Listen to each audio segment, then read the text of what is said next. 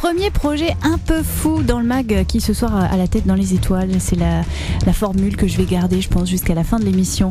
Alicia est notre première invitée, alias Cosette. Elle est illustratrice, traductrice, voyageuse, rêveuse, passionnée par les livres en carton. On vous l'avez peut-être déjà croisée dans l'association Cartoceros Édition. Et puis avec un master recherche en poche, elle se lance dans un projet un peu fou qui est celui de créer une librairie sur 2 roues. Alicia, bonjour. Bonjour. On vous retrouve aussi régulièrement, je ne l'ai pas dit, mais pour des ateliers hebdomadaires aux Augustes, toujours autour de ces fameux livres en carton. C'est ça, oui, tout à fait. Donc c'est le mercredi après-midi au Café des Augustes.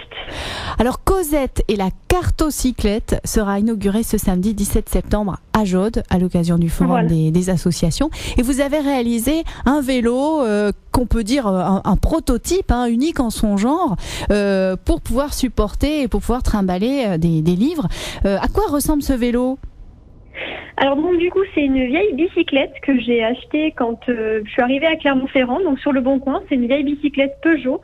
Et donc pendant tout l'été avec mon père, on a transformé le porte-bagages, on a rajouté dessus un caisson en fait qui s'ouvre des deux côtés et donc il y a deux repas qui se transforment en petite table et du coup ça fait un petit stand ambulant. Donc vous l'avez réalisé cet été, il fallait avoir un peu d'imagination, un peu de système D aussi et de quelques savoirs en bricolage. Pour des livres d'un genre un peu spécial, puisque vous mettez à disposition non pas des livres qu'on retrouve dans les librairies habituellement, mais ce qu'on appelle les cartoneras. Est-ce que je prononce bien ? Oui, alors on dit les livres cartoneros parce on accorde les adjectifs en espagnol, et une cartonera, donc c'est la maison d'édition qui fabrique ces livres. D'accord. Alors les livres cartoneros, expliquez-nous leur principe. Alors donc du coup, ce sont des livres qui sont réalisés tous à la main, individuellement. Donc on coupe les couvertures qu'on fait en carton. Le carton, on le récupère dans la rue, à la poubelle ou dans les commerces. Et ensuite, on peint les couvertures de manière très personnalisée, puisque chaque petite main qui va fabriquer la couverture, elle va mettre un peu de son âme sur cette couverture-là. Et ensuite, on imprime donc les livres. Ça dépend. Il y a de tout, absolument de tout dans les genres littéraires édités. Et ensuite, donc, on fait une reliure. Il y a plein de reliures différentes. Ça peut être à l'aiguille, ça peut être à l'agrafe, à la colle. Mais tout est fait toujours à la main. Tout est fait à la main, donc c'est très artisanal. À chaque fois, bien sûr, même si on fait une série du même livre, on retrouve des objets qui sont quand même uniques, qui sont tous différents. Mais dans les textes qui sont imprimés, est-ce que, par exemple, on peut retrouver un texte du répertoire classique ou pas ? Complètement. Alors par exemple, en janvier dernier, je suis partie au Brésil pour coéditer Le Petit Prince de Saint-Exupéry. Donc parfois on récupère des textes qui sont dans le domaine public et on les utilise donc du coup pour les éditions Cartoneras. Alors malheureusement dans ce cas-là, l'édition du Petit Prince, elle n'est pas en vente en France parce que Le Petit Prince est dans le domaine public dans le monde entier, sauf chez lui. Ah oui, c'est bien ce qui me semblait. Malheureusement. Oui. Mais au Brésil, vous pouvez le commander par correspondance. Ah voilà l'astuce. En tout cas, il s'agit d'une démarche très écologique, assez solidaire aussi. C'est pour ça que... Tout à fait, parce qu'il y a un modèle économique très particulier. Oui. Alors justement, puisque c'est un projet un peu original, même les prix sont originaux car ils s'adaptent aux clients. Exactement. Alors, il s'adapte à votre porte-monnaie, c'est-à-dire que chaque livre a une série de prix. Donc, on a d'abord le prix gratuit, c'est-à-dire que les livres sont en consultation sur Clermont-Ferrand gratuitement dans plusieurs lieux, donc à la bibliothèque de l'Université Blaise Pascal, ainsi qu'à l'Utopie et au Café des Augustes. Et je vais lancer aussi une série de livres qui vont être à disposition directement dans la rue.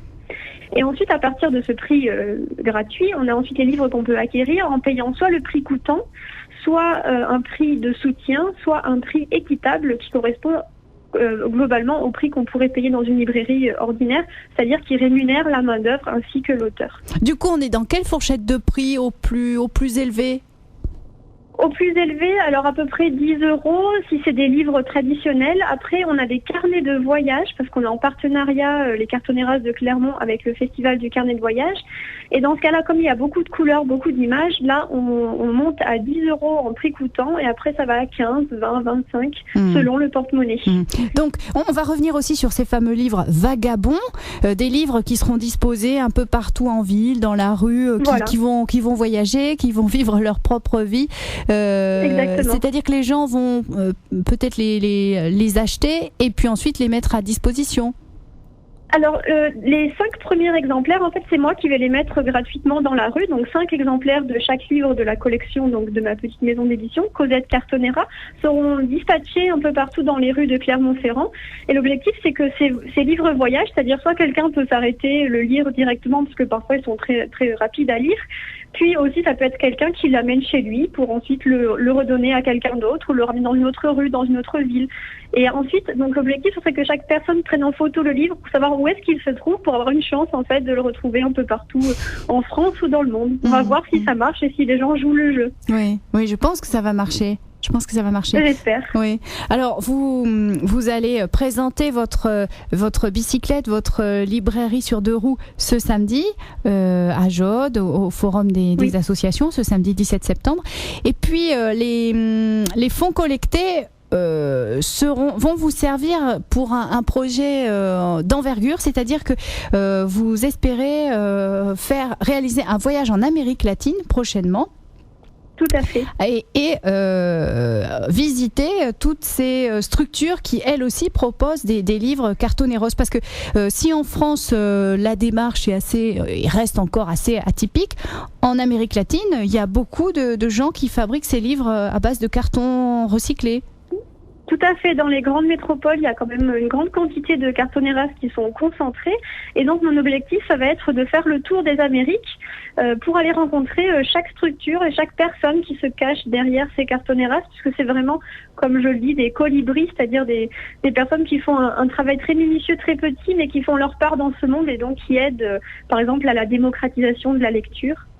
Donc c'est quelque chose qui me passionne depuis 2014 et donc j'ai décidé par mes propres moyens de financer ce reportage qui va avoir lieu à partir du 23 novembre. Oui, parce que de ce voyage, vous allez faire un carnet de voyage sur les cartoneras. Oui. Exactement, parce que du coup je suis carnettiste, j'ai déjà réalisé des carnets de voyage et l'objectif ce serait aussi de présenter un reportage un peu atypique sous format de carnet de voyage. Et ces cartoneras en Amérique latine, même si vous ne vous y êtes pas encore rendu, mais je pense que... Si, j'y suis déjà allée plusieurs fois. Ah d'accord. Oui. Et quelles sont les formes des cartoneras? Ça doit être très varié, parfois c'est peut-être une famille, d'autres fois c'est des structures plus organisées. Oui, alors des fois, donc c'est des associations, parfois c'est des coopératives, parfois c'est des structures informelles, des fois il y a des gens en solitaire, des fois il y a des familles, il y a des personnes qui montent des cartoneras dans des écoles, dans des prisons, dans des bibliothèques. Donc il y a vraiment une diversité époustouflante, mais il y a toujours une unité dans cette diversité, c'est-à-dire qu'on travaille tous pour démocratiser la lecture et pour fabriquer des livres humains, on va dire. Et alors, à l'heure d'Internet, ça peut sembler un peu à contre-courant. Je sais pas comment vous le... Alors, en effet, il y a des cartoneras, par exemple, qui proposent également leurs livres en version digitale. Mais le slogan Cartoneros, c'est mucho más que libros, et ça veut dire beaucoup plus que des livres. Donc les livres sont aussi un prétexte pour se retrouver et créer du lien social. Et c'est ce qu'on fait donc à Clermont-Ferrand le mercredi après-midi au Café des Augustes. C'est-à-dire qu'on se retrouve entre amis ou entre nouveaux qui arrivent et qui nous donnent un petit coup de main pour fabriquer des livres. Et donc à cette occasion-là, on crée du lien social, on crée des amitiés. Donc c'est vraiment beaucoup plus qu'une démarche éditoriale, il y a autre chose. Oui. Et alors, on pourrait s'imaginer que la production reste toute petite, marginale, peu conséquente, mais en fait, en Amérique latine, par exemple, il peut y avoir des productions qui sont assez importantes avec tout à fait. Beaucoup de séries. Parce que, par exemple, en fait, un livre, souvent, il est produit à petite quantité au départ, à peu près 50, 100 exemplaires maximum. Et l'objectif est de ne pas avoir de stock pour ne pas faire de gaspillage. Donc, dès qu'il n'y a plus de livres, on retire une nouvelle édition. Et du coup, des fois, il y en a tellement qui ont été tirés d'éditions qu'on se rend compte qu'à la fin, il y en a par exemple 1000 ou qui ont été fabriqués ou plus. C'est le cas, par exemple, du livre Le chasseur de papillons, que je suis en train de finir de traduire et qui va paraître prochainement en France. Alors, du coup, Alicia, vous allez partir pour ce voyage en Amérique latine. Vous donnez combien de temps ? Alors, je pense à peu près 1 an, à mon avis. Je serai de retour pour la rentrée prochaine pour, du coup, m'installer de manière pérenne à Clermont-Ferrand. On va essayer et de voir si cette petite librairie sur 2 roues, ainsi que d'autres activités, me permettent de concrétiser mes rêves d'enfant. Une vingtaine de structures devraient vous accueillir en Amérique latine, des structures avec lesquelles oui, vous êtes en contact déjà. Oui, absolument. Je parle beaucoup avec eux pour organiser le voyage. Alors, il faudra nous tenir au courant, Alicia. Hein, on sera absolument.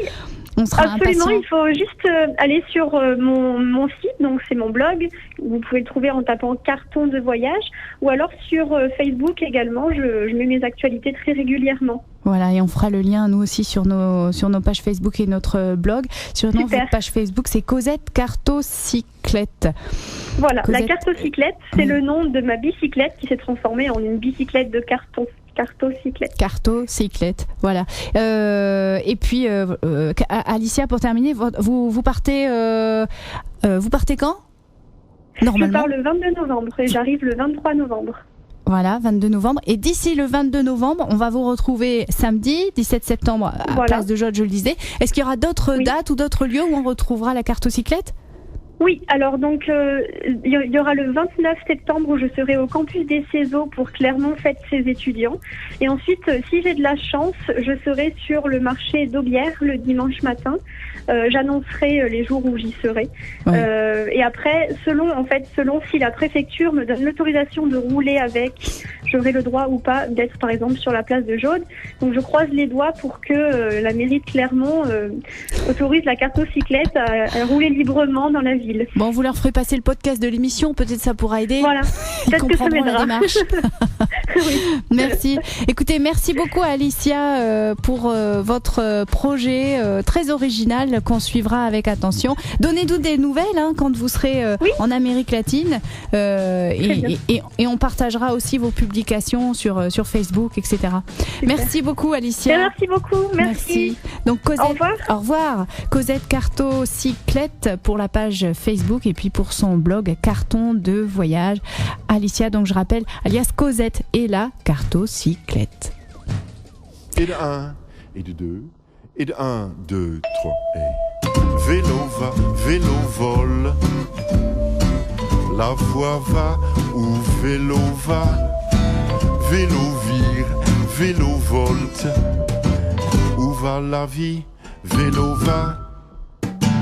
Belle voiture, beau camion, beau véhicule à locomotion, beau wagon, belle station, beau train à très grande vision, bel avion, belle fusée, belle station espationnée, belle colcose de spationose, bel espace de cosmos rose.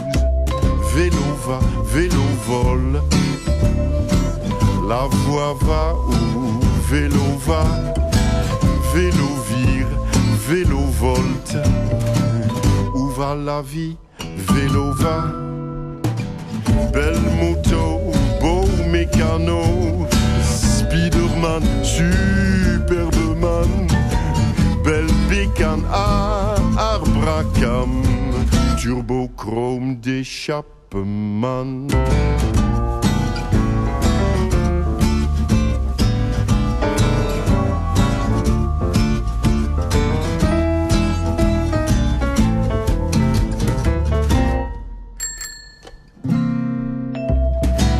Vélo va, vélo vole. La voix va où vélo va. Vélo vire, vélo volte. Où va la vie? Vélo va. Rien ne vaut le pédalo avec pédale et avec son eau qui dévale la vallée avec sandales et avec ses pieds. Belle péniche, beau canot, belle écluse, bon tirant d'eau, beau marin et beau matelot, mais rien ne vélo, vélo va, vélo vole. La voix va où vélo va, vélo vire, vélo volte. Où va la vie, vélo va, vélo va, vélo vole. La voix va où vélo va, vélo vire, vélo volte. Où va la vie, vélo va.